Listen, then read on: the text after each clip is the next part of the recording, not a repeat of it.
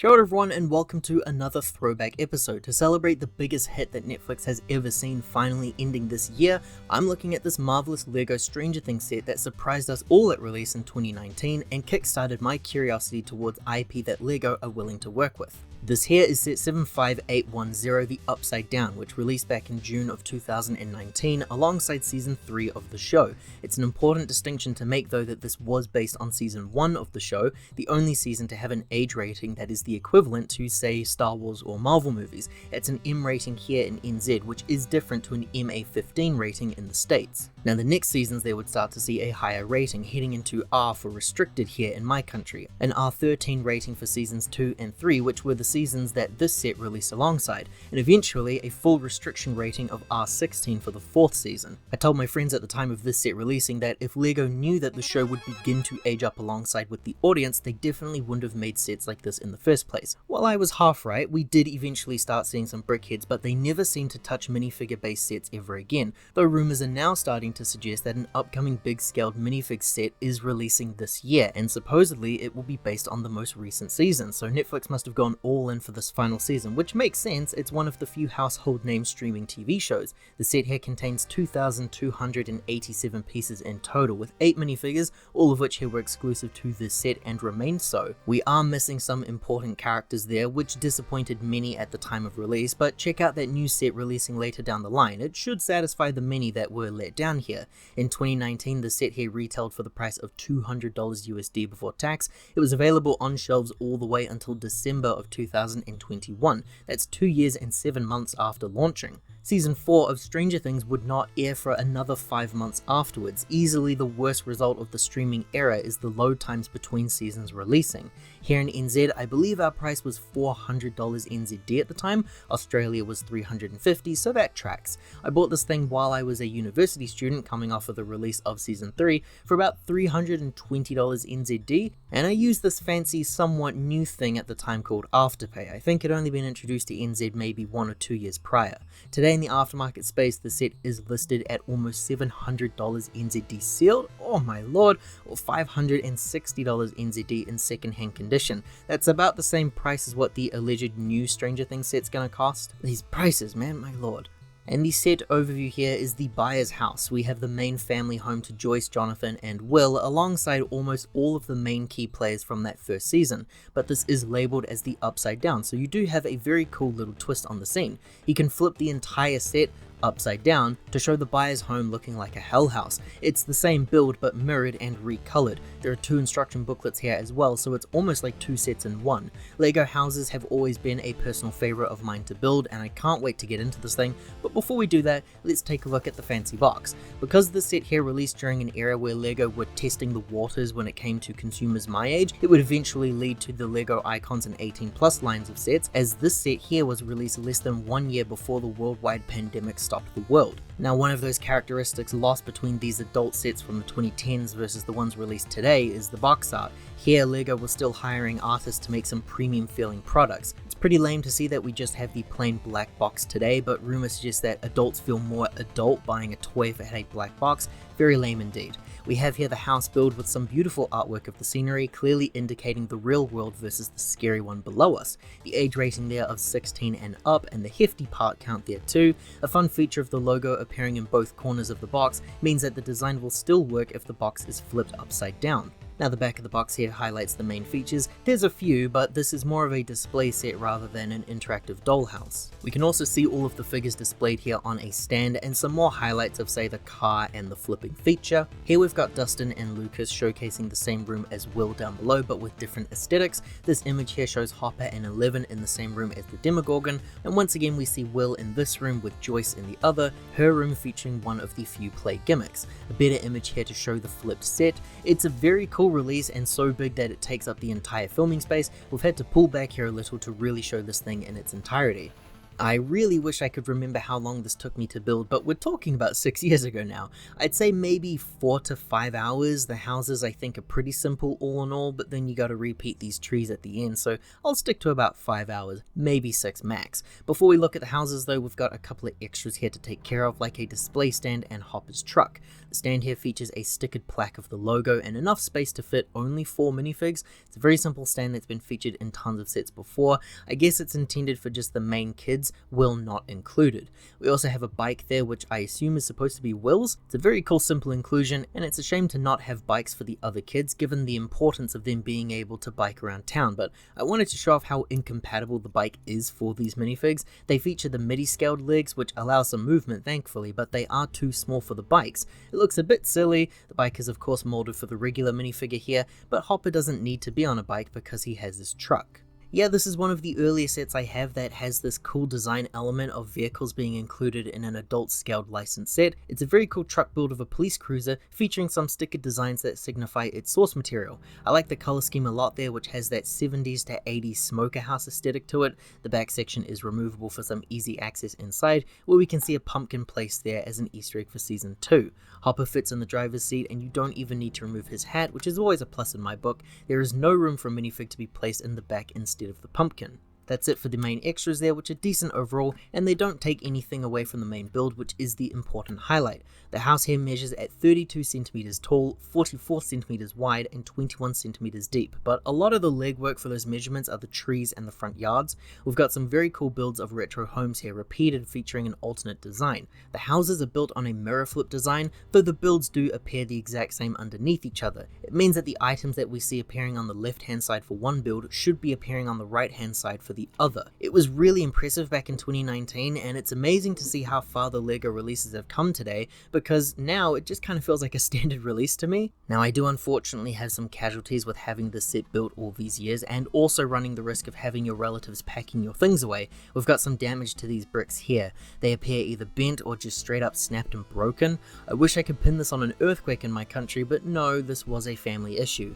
It's just one of those things. These pieces can only withstand so much, you see. It gets so much worse down below though. Because I had the set displayed this way up, all of these plant pieces are just cooked, and the broken parts there I just have to kind of have around in case I want to maybe replace them in the future. I imagine the cost to replace these parts are higher than I would like though. The worst ones are these connectors that link the build together. The legwork here are done by these parts, which feature some plant life there to better fit in with the scene. There's a crack there for this piece, but also it is slightly bent and I have no idea how this happened. Part of why I like covering retrospective sets like this is showing the effect of having a set built all these years. It doesn't make sense to me how this part could be bent after all these years, but it's no longer a firm connection. It'll do though, it has to. Onto the actual details of the home. Like I said, this also features that 70s vibe for the exterior. It looks like a house reminiscent of say The Evil Dead or just 70s horror movies in general, featuring dead colors all around the place. We've got gravel-like elements laid out on the ground plates there all around the house, and a sand blue grey type color pick for the rundown walls and roof. The porch there features some furniture, like different builds for different types of chairs, and it has been a while since I watched the series, so I don't recall why there's a hole in the house here. Some other build issues seem to be the strange connections that I'm dealing with in regards to the roof. Again, I'm not really sure why it's like this, but these connections don't seem to fully stay in place for me. The final segments you build there are the trees, which take up these final pages in the second instruction manual. We've got some extra connections all around the sides there as well, and they're pretty technical, very well thought out, meaning the build is fully intact in this state, and it's a bit difficult to remove otherwise, so we won't be looking at the set without these linked on today. They are virtually the same piece, but the addition of the barbed sticker here only appears on one side of the trees, both in the real world and the upside down.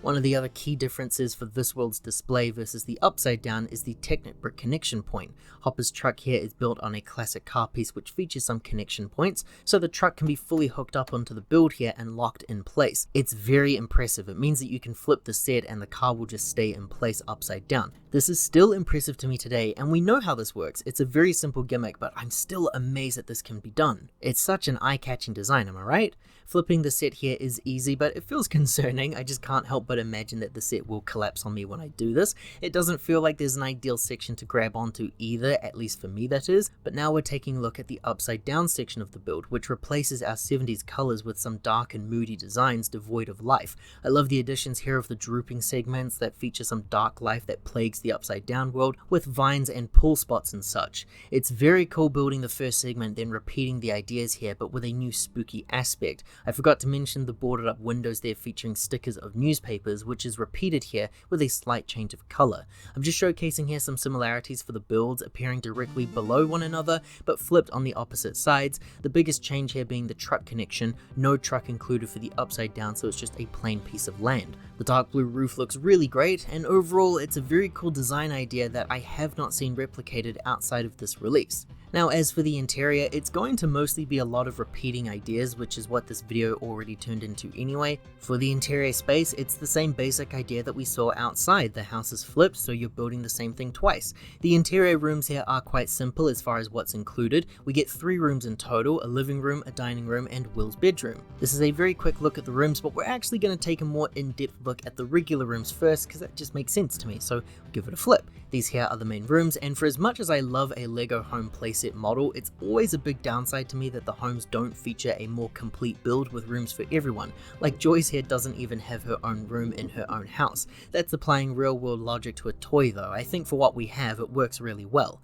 We've got some great retro styled colors and stickers of all sorts of fun little details. Will's room here features some small items representing collectibles of Dungeons and Dragons, a radio there, and a Jaws knockoff poster on the wall, released just 5 years before Lego themselves would do an official Jaws set. The other side of the wall here featuring posters and images of Dungeons and Dragons characters, or just medieval fantasy type stuff in general. There's not a whole lot of space for the attic up top, but the team did squeeze in a couple of minor references on both sides of the house. This section here features a camera which belonged to Bob.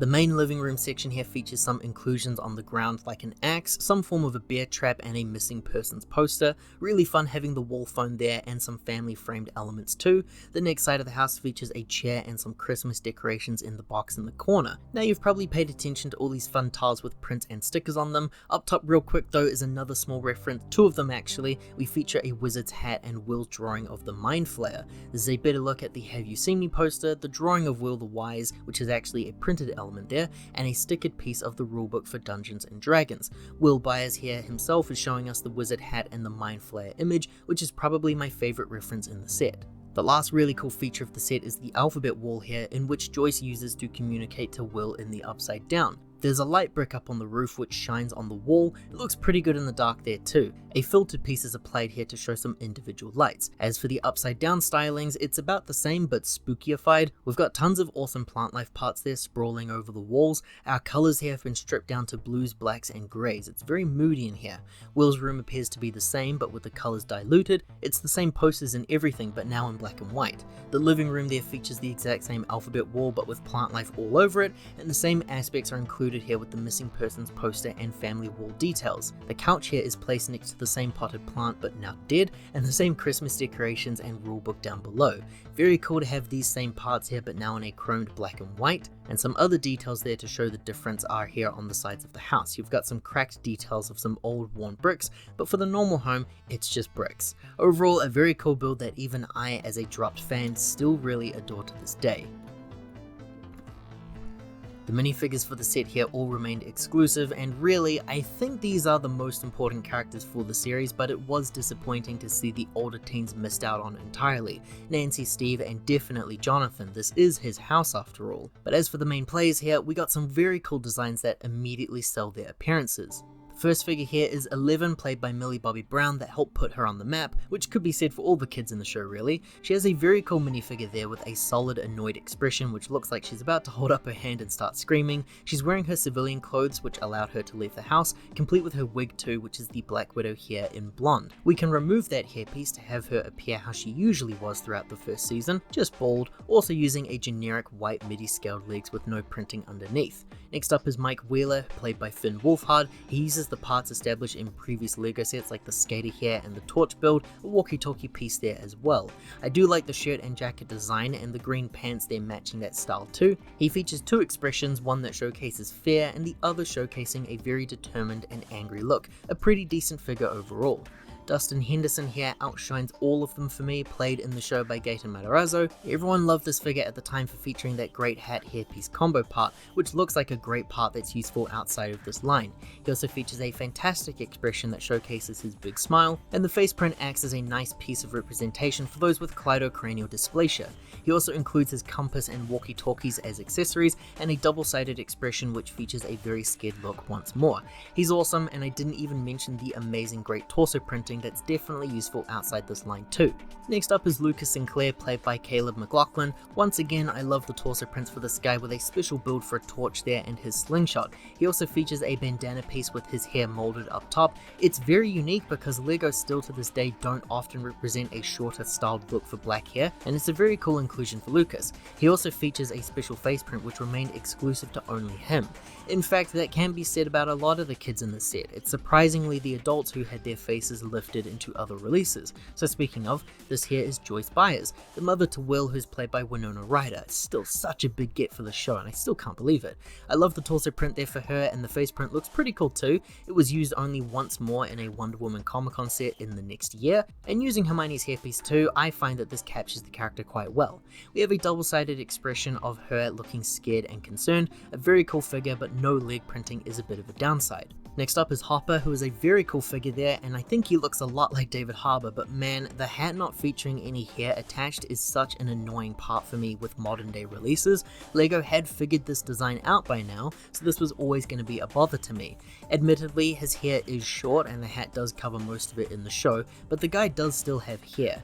It means that we have to have him bald otherwise. I do love the officer uniform, and his only accessory here is a coffee cup. It is an adult based set after all LEGO, there's no reason why he didn't just have a gun. Now, I made a TikTok video some years ago, but I like using the Indiana Jones amazing hat hairpiece for figures like this. An issue is that the hat size does change and the color is off too, but on the plus side, we do now have a head of hair for this guy, which is the main selling point for me making these customs. So he's nice, but I wish we had an extra hairpiece there. As for the upside down inclusions, we have here Will Byers. This guy is the anchor point for all these characters. We gotta find and save Will from this scary place, you know?